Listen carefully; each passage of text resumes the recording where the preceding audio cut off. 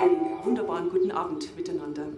Ich freue mich, dass wir wieder so zahlreich miteinander da sind in unserem wunderbaren Gemeindesaal Bad Bischelbusch. Ich darf heute einen ganz besonderen Gast auftreten lassen, der etwas ganz Besonderes vermag, also kann. Bitte begrüßen Sie den Windinger Sebastian.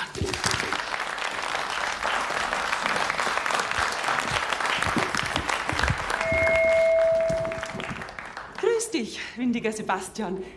Windinger. Der Windinger Sebastian, der kann Vögel. Also nachmachen kann er sie. Und zwar alle Vögel des Waldes und der Fluren. Und das kann er so dermaßen gut, dass man einfach sagt, das gibt es doch gar nicht. Also bitteschön, ich glaube, Sie haben uns eine Amsel mitgebracht. Ja, genau, eine Amsel.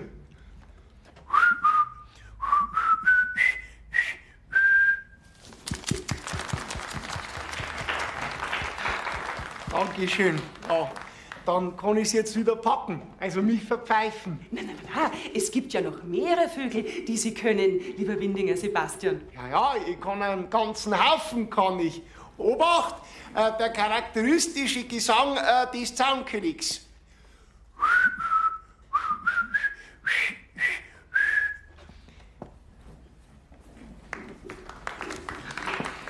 Ja,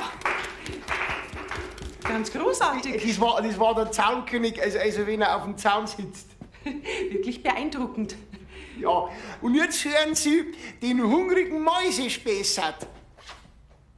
Bussard. Was? Bussard. Kann schon sein, ja.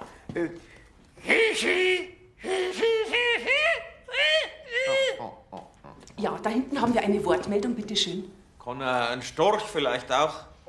Von mir aus, klapp, klapp, klapp, klapp, klapp, klapp, klapp, klapp. Ja, bitteschön. Also, ich muss jetzt schon einmal sagen, irgendwoher kenne ich den Vogelgesang. Ja, Ganz ehrlich. Ja, freilich, ja, aus dem Wald, woher denn sonst, wo halt so ein Vogel so pfeift. Ja, da muss ich halt einmal rausgehen in die Natur und mir ein bisschen auskennen mit den Vielen Viechern. Dank, lieber Windiger Sebastian. Windinger! Ja, der so gut Vögel kann. Wir freuen uns, wenn er mal wieder zu uns kommt oder halt auch woanders. Wiederschauen.